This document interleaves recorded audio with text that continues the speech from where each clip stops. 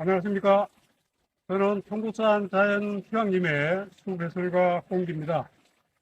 오늘 저는 여러분과 함께 봄, 가을 주변 들판에서 쉽게 만날 수 있는 국가가의 여러 해살이 풀인 민들레에 관한 이야기를 나눠보려고 합니다. 그럼 먼저 여기 노란 민들레가 있는데요. 민들레 구조를 간단히 좀 살펴보도록 하겠습니다. 크게 꽃이 있고요. 그 다음에 줄기, 꽃대가 되겠죠. 그 다음에 뿌리에서 돌아가면서 나는 잎이 있습니다. 그리고 땅 속에는 뿌리가 박혀 있겠죠. 그리고 먼저 꽃을 좀 보시면은요. 바깥쪽에 이렇게 돌아가면서 나는 저희들이 흔히 캡꽃이라고 부르는 설사과가 있고요. 그 다음에 안쪽을 이렇게 보시면 가운데 좀 둥근 게 뭉쳐있는 주상화 형태의 관상화를 보실 수가 있습니다. 근데 이건 이제 꽃을 이렇게 단면을 절개해서 꽃잎 하나의 구조를 살펴보면은요. 여기 절개한 사진이 있는데요. 이렇게 단면을 절개를 했죠.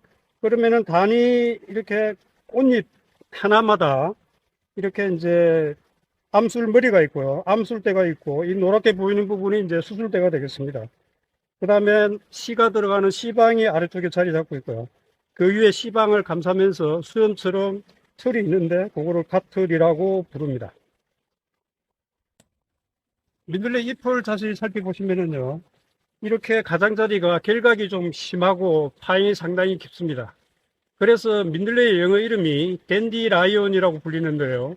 댄디는 이빨을, 라이온은 사자를 뜻하기 때문에 사자의 이빨이라는 뜻에서 유래했다고 합니다.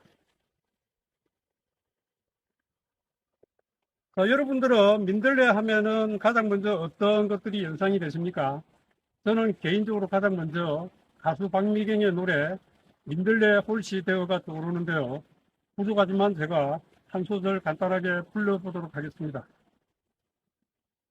어느새 내 마음 민들레 홀씨 되어, 예, 조금 부족했지만 노래를 불러보았는데요. 그런데 젊었을 적에 제가 많이도 불렀던 이 민들레 홀씨 되어에서 민들레 홀씨라는 표현이 잘못된 것인 걸 알고 계신가요? 일반적으로 홀씨란 꽃을 피우지 못하는 버섯과 같은 민꽃 식물들이 번식을 하기 위해 만들어내는 보자를 일컫는 말인데요. 민들레는 엄연히 꽃식물이기 때문에 홀씨라는 표현은 부정확한 표현이고요. 굳이 표현을 한다면 민들레 꽃이 되어라고 표현하는 게 맞을 것 같습니다. 다음으로 민들레에서 연상되는 것은 이혜인 수녀님의 시집 민들레의 영토가 생각이 나는데요. 유명한 수녀이자 시인이신 이혜인 수녀님의 첫 번째 시집인 민들레 영토는 지난 1976년도에 발간이 되었는데요. 이혜인 수녀가 입회하였던 순정월의 한 모퉁이에 핀 노란 민들레를 보고 지었던 같은 제목의 시 민들레 영토에서 이름을 따왔다고 합니다. 이 시에서 이혜인 수녀님은 노란 내 가슴이 하얗게 여이기 전 그이는 오실까라며 노란 민들레를 이야기하고 있음을 알 수 있습니다. 다음으로는 민들레와는 직접적인 상관은 없지만 지난 90년대 가난한 젊은이들부터 많은 사랑을 받았던 민들레 영토가 떠오릅니다. 줄여서 민투라고 불렀던 그곳에서는 보통 음료 한 잔당 요금을 계산했던 카페와는 달리 기본 3시간 요금 내에 민들레 영토 기본 음료를 무한 리필 받을 수 있어서 오래간만에 친구와 만나 오랜 시간 수다도 떨고 공부도 할 수 있었던 편안하고 자유로운 공간이었죠. 이렇듯 민들레 영토라는 단어에서는 특별한 경쟁이 연상되지 않는 시적인 표현인데요. 그러나 실제 민들레 세계에서는 우리가 알지 못하는 치열한 자리 다툼이 토종 민들레와 외래 민들레 간에 벌어지고 있음을 아는 사람은 그리 많지 않은 것 같습니다. 하얀 민들레는 거의 토종 민들레로 보시면 되는데요. 길을 가다 자주 만나게 되는 노란 민들레 대부분이 외래 민들레라고 하면은 실망하실지도 모르겠습니다. 이렇듯 민들레 영토 전쟁에서 토종 민들레보다 외래 민들레가 절대적으로 유리하여 살아남을 수밖에 없는 이유를 여러 가지 좀 살펴보면요. 첫째, 토종 민들레는 꽃을 피우기 위해서 씨앗이 발아한 후 3, 4년을 기다려야 하지만 외래 민들레는 씨앗이 발아한 당의 연도부터 꽃을 피울 수 있기 때문에 훨씬 유리한 장점을 가지고 있습니다. 둘째, 토종 민들레는 봄에만 꽃을 피울 수 있는 반면에 외래 민들레는 봄, 가을 보통 2차례 이상 꽃을 피울 수가 있습니다. 셋째, 토종 민들레는 토종 민들레 꽃가루만으로 수정이 가능한 반면 외래 민들레든 토종 민들레든 모든 꽃가루를 받아 수정이 가능합니다. 넷째, 토종 민들레보다 외래 민들레 꽃이 훨씬 크고 씨앗의 수도 많을 뿐 아니라 씨앗이 훨씬 가볍기 때문에 저 멀리 날아가서 넓은 지역으로의 번식이 가능합니다. 다섯째, 게다가 외래 민들레는 클론 유전자를 가지고 있어서 한 그루만 있어도 자가 번식을 통해서 자꾸 늘어날 수 있다는 것입니다. 여섯 번째, 인간이 만들어낸 환경오염에 약한 토종 민들레가 도시를 떠나 시골과 교외로 밀려간 틈을 환경오염에 강한 외래 민들레가 왕성한 번식력으로 그 영역을 넓혀가고 있습니다. 이렇듯 토종 민들레가 쓸 땅이 날이 갈수록 줄어들고 있어 걱정이 앞서는 바 이에 대한 진지한 고민을 해봤으면 좋겠습니다. 다음으로는 일편단심 민들레에 얽힌 전설 하나를 소개해드리면 어느 마을에 한 처녀가 살았고 한 남자를 사랑했는데 그 남자가 전쟁터에 끌려가서 그만 죽고 말았습니다. 슬픔에 겨운 처녀는 맨날 며칠을 울다 몸이 쇠약해서 죽고 말았는데요. 처녀와 남자가 거닐었던 마을 곳곳에 노란 예쁜 꽃이 피어났고 이를 민들레라고 불렀다라고 합니다. 일편단심 민들레라는 말은 이 전설에서 나왔고요. 사랑하는 사람을 잊지 못하고 그리워하는 간절한 사랑을 상징하는 말이 되었습니다. 민들레에는 다양한 이름이 있습니다. 땅에 바짝 엎드려 핀다고 해서 안전뱅이 꽃, 문둘레에 흔히 볼 수 있다가 그래서 문둘레라는 등 예쁜 이름을 가지고 있는데요. 이 중 민들레라는 이름은 문둘레에서 왔다고 주장이 가장 유력하다고 합니다. 민들레 꽃말 중에 사랑의 신탁이라고 있는데요. 사랑하는 연인들끼리 민들레 씨앗을 하나씩 바람에 불어 날리면서 나는 너를 사랑해와 너는 나를 사랑해를 되풀이해서 말하다가 마지막 남은 씨앗 하나로 누가 누구를 사랑하는지 신탁이 결정된다고 합니다. 민들레는 낮에만 피고 밤에는 잠을 잡니다. 이것은 민들레 꽃잎 뒤에 있는 물 주머니 때문인데요. 해가 뜨고 햇살이 따스해서 물이 증발하면은 꽃잎을 열고 둥그런 꽃송이가 되었다가 해가 지고 어두워져서 차가워져서 물이 차면은 꽃잎을 닫고 움츠러들게 됩니다. 철저히 밝음 지향성을 지닌 꽃이지요. 민들레 씨앗이 바람을 타고 솜털처럼 훨훨 날아오는 모습은 또 얼마나 아름다운가요?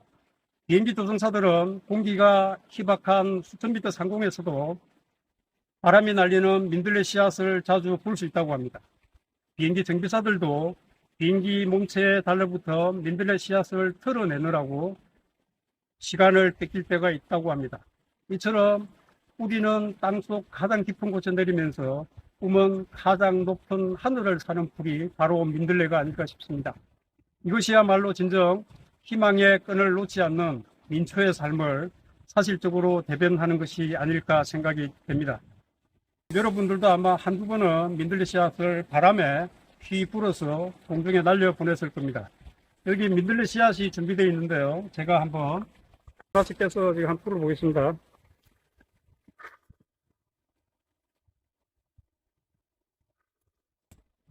어떻습니까? 잘 날아가죠?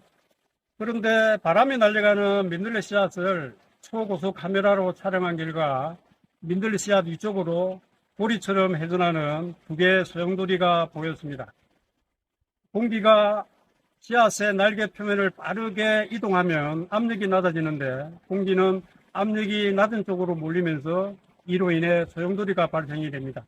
위쪽 소용돌이로 공기가 몰리면서 아래쪽에 민들레 씨앗이 위로 끌어올려지면서 오랫동안 땅에 떨어지지 않고 긴 비행을 할 수 있는 것이죠. 민들레 씨앗의 공중부양 효과를 보고 낙하산을 발명하는 계기가 되었다고 합니다. 가까운 미래에는 민들레 씨앗 구조를 모방하여 전력 소비가 거의 없는 초소형 드론을 만들어 환경 감시에 활용할 수 있다고 합니다. 민들레 씨 하나에는 씨앗이 100개 이상 들어있는데요. 바람이 없을 경우에는 대부분의 씨앗이 한 5m 정도를 비행하다가 떨어지는 경우가 많은데 운이 좋아서 바람을 제대로 타면 약 100km 이상을 비행할 수 있다고 하니까 생존을 위한 이들의 과학적 DNA에 감탄을 금할 수밖에 없습니다. 예로부터 동서양에서 민들레 꽃이 뿌리 모두를 음식 재료나 몸에 열을 내리는 약으로 사용해 왔습니다.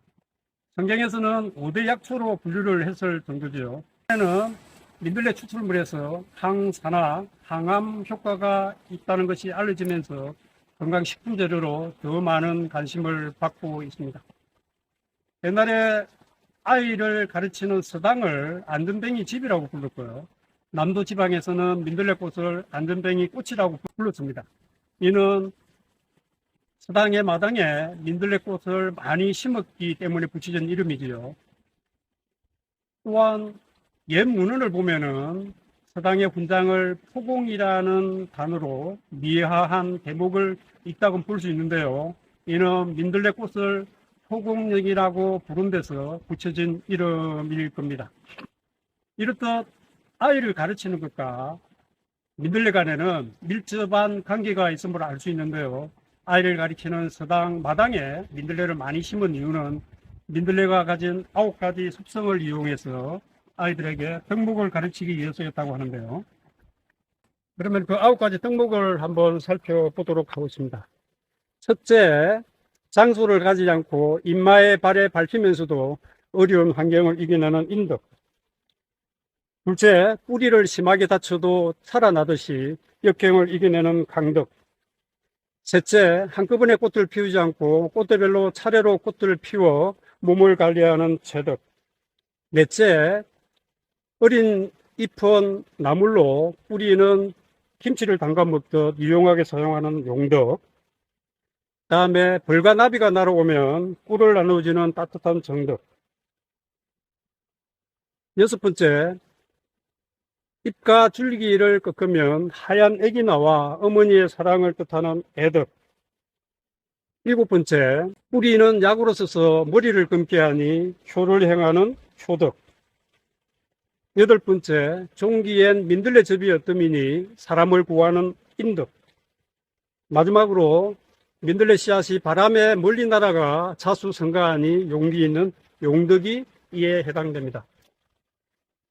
자, 여러분 지금까지 민들레에 얽힌 길고 긴 이야기 재밌게 들으셨나요? 예로부터 밟으면 밟을수록 그 속에 살아남는 민초를 상징하였던 민들레.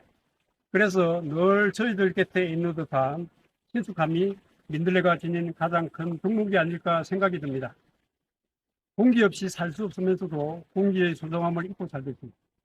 비록 세상살이가 힘겹더라도 낮고 질긴 민들레 삶을 생각하며 멋지게 헤쳐나갔으면 좋겠습니다. 감사합니다.